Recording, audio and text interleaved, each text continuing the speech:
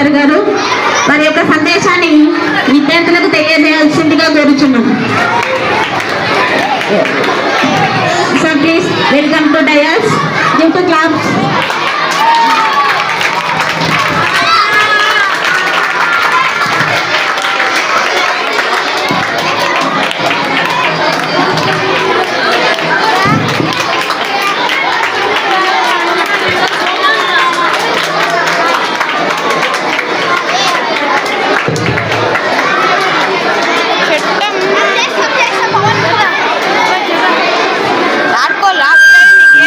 Science అంటారు, తెలుగులో దాన్ని ధర్మం అని అంటారు. ధర్మం అంటే సైన్స్ ఎట్లా సార్ అని మీకు తప్ప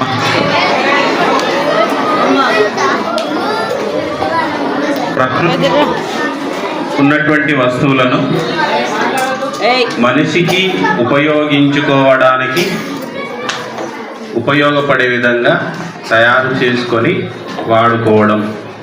అలా మనిషికి ఉపయోగపడే వస్తువులను ప్రకృతిలో నుంచి తయారు చేసుకోవడం. ఏ వస్తువు ఎలా ఉపయోగపడుతుందో అని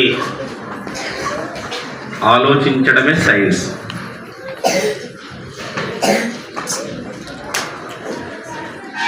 ఈ భూమి మీద ఉన్నటువంటి సంస్కృతుల్లో భారతీయ సంస్కృతి సనాతన ధర్మం ఏదైతుందో ఈ విషయంలో అన్నింటికంటే ముందు వరుసలో ఉంటుంది.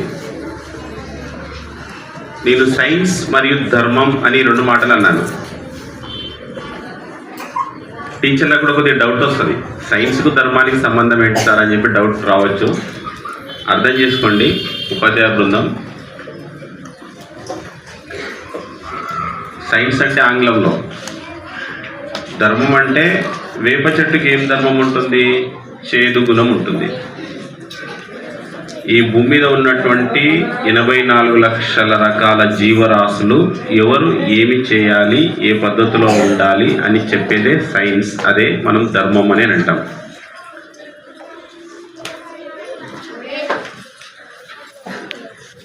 ఈ ఉదయం విద్యార్థులు చాలా విషయాలు తమ ఉపకరణాలతో ప్రదర్శన చాలా అద్భుతంగా ఉంది. ఉపాధ్యాయ బృందం సహకరించి వాళ్ళ చేత ఆ ఉపకరణాలని తయారు చేయించడం, విద్యార్థులు కూడా అలా తయారు చేయడం, ఇది ఒక ముఖ్యమైనటువంటి అద్భుతమైనటువంటి విషయం. విద్యార్థుల మస్తిష్కాలు అనేటివి తెల్లని పేపర్ లాంటివి. ఇప్పుడు మనం ఎలాంటి రాతలు రాస్తే భవిష్యత్తుకు సంబంధించినటువంటి పుస్తకం తెరిచినప్పుడు ఆ రాతలు కనిపిస్తాయి. కాబట్టి విద్యార్థులందరం మనమందరం ఒకసారి ఉపాధ్యాయ బృందానికి చప్పట్లు కొడదాం. చాలా మంచి విషయాలు నేర్పించారు.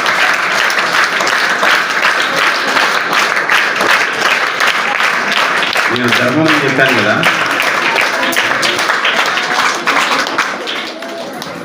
తులసి చెట్టుకు ఒక ధర్మం ఉంటుంది, రావి చెట్టుకు ఒక ధర్మం ఉంటుంది. జీవుల లోపల సింహానిది ఒక ధర్మం, చేపది ఒక ధర్మం, ఆవుది ఒక ధర్మం. ఎవరు ఏం చేయాలన్నా అవే చేస్తాయి. ఆవు మాంసాహారి కాదు, సింహం శాకాహారి కాదు. సింహం ఆకలితోనైనా చనిపోతుంది కానీ అది గడ్డి మేయదు. ప్రకృతి పరంగా మన దంత నిర్మాణంలోనే ఆ తేడా ఉంటుంది. ఇదే ధర్మము అని అంటాం. మనిషి కొద్ది ఎక్కువగా తెలివి కలిగినోడు కాబట్టి, మనిషి ఎందుకు ఎక్కువగా తెలివి కలిగినోడు అని అంటే, వెన్నుపాము మనిషికి మాత్రమే 84 లక్షల జీవరాశులలో మనిషికి మాత్రమే వెన్నుపూస నిటారుగా ఉంటుంది. ఆకాశానికి భూమికి నిట్టనిలువుగా ఉంటుంది. కాబట్టి మనిషికి నాలెడ్జ్ ఎక్కువ ఉంటుంది. మిగతా 83,99,999 జంతువులన్నీ కూడా భూమికి సమాంతరంగా ఉంటాయి వెన్నుపూస. అందుకే మనిషికి తెలివి ఎక్కువ ఉంటుంది. కాబట్టి ప్రకృతిని ఇంకా అందులో ఉన్నటువంటి అనేక విషయాలను పరిశోధించి తనకు అనుకూలమైనటువంటి విషయాలను, తనకు అనుకూలమైనటువంటి వస్తువులను తనకు అనుకూలంగా మార్చుకోవడమే సైన్స్. మిగతా దేశాల సైంటిస్టుల పేర్లు మన పుస్తకాల్లో ఎక్కువ కనిపిస్తాయి. మన దేశంలో ఉన్నటువంటి సైంటిస్టుల పేర్లు చాలా తక్కువగా కనిపిస్తాయి. కారణం ఏంటంటే దీంట్లో మేధో సంపత్తి హక్కులని ఉంటాయి. టీచర్స్కి అర్థమవుతుంది ఈ పదం, హైయర్ సెక్షన్ వాళ్ళకు కూడా అర్థమవుతుంది.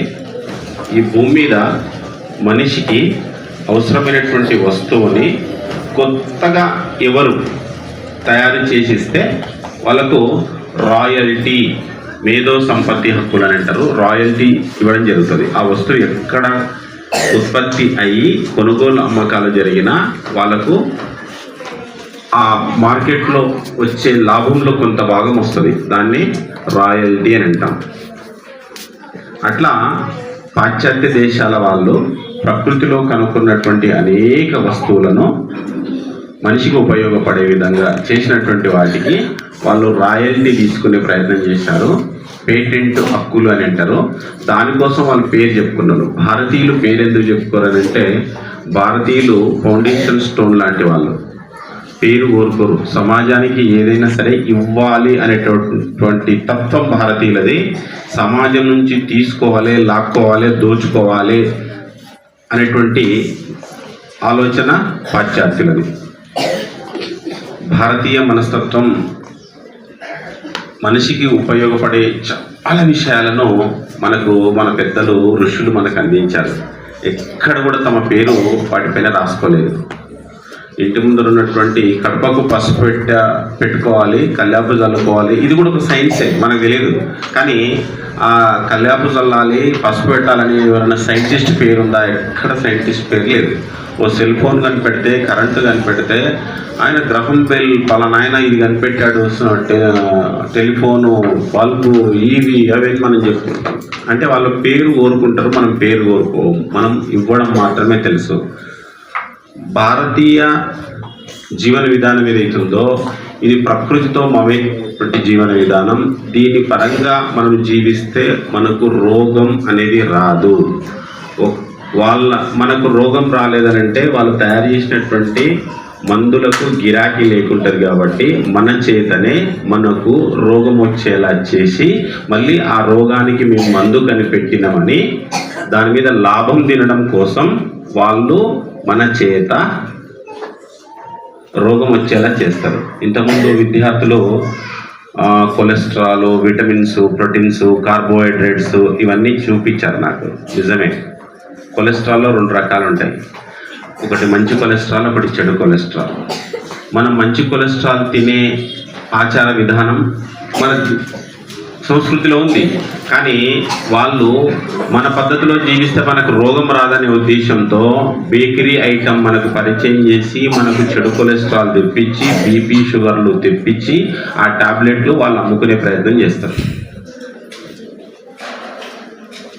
ఇది పెద్ద పిల్లలకి అర్థమవుతుంది. కాబట్టి మనకు రోగం రాకుండా ఉండాలి అంటే భారతీయ జీవన విధానము, మన ఋషులు మనకు చెప్పినటువంటి సైన్స్ ఏదైతుందో దాన్ని మనం పాటిస్తే మనకు హెల్త్ ఈజ్ వెల్త్. అంటే ఆరోగ్యం అంటే డబ్బులు ఉన్నట్టే. ఇప్పుడు బాగా కష్టపడి సంపాదించి ఇష్టపడి హాస్పిటల్కి పెడుతున్నారు. బాగా ధనవంతులు ఏం తింటారో ఒకసారి అడిగి చూడండి. మన ఊర్లో వ్యవసాయం చేసేటోడు పొట్ట నిండా సంపూర్తిగా మిరపోడైనా సరే, చట్నీ అయినా సరే ప్రశాంతంగా తింటాడు. ధనవంతులు ఎక్కువ తింటే చచ్చిపోతారు. వాడికి అల్సర్, షుగర్, బీపీ, వాడు ఎక్కువ తినలేడు. ఓన్లీ చపాతీ కోసం 1000 కోట్లు అవసరమా? చపాతీకి 100 కోట్లు సంపాదించడం అవసరమా? వాడు చపాతీ తప్ప అన్నం తినలేడు. చేత కదానికి, తింటే అరగదానికి. కాబట్టి భారతీయ జీవన విధానాన్ని మనం అనుసరిస్తే మనం చాలా హాయిగా, ఆనందంగా, సంతోషంగా, ప్రశాంతంగా జీవిస్తాం. మన భారతీయ జీవన విధానంలో ఉన్నటువంటి సైన్స్ని మన ఉపాధ్యాయ బృందం కూడా చాలా చెప్పే ప్రయత్నం చేశారు. దాన్ని ఇంకా మీరు తెలుసుకునే ప్రయత్నం చేయండి. ఇక్కడ ఉన్నటువంటి విద్యార్థులు మీరందరూ అసలైనటువంటి, నిజమైనటువంటి, వాస్తవమైనటువంటి విషయాలను తెలుసుకొని సైన్స్ ప్రపంచానికి మనం ఇచ్చినాం, వాళ్ళు మనకి ఇవ్వలే. ప్రపంచంలో ఉన్నటువంటి సైన్స్కు వారసులం మనం. వాళ్ళ పేర్లు పెట్టుకున్నారు అంతే. ఆ నిజాలను మళ్ళీ మీరు కనుక్కొని మళ్ళీ ఆ సైన్స్కు వారసులు మీరు నిలబడి ఆ గొప్పతనాన్ని భవిష్యత్ తరాలు మీరు అనుభవిస్తారని ఆశిస్తూ ఆపిస్తాను. ధన్యవాదాలు.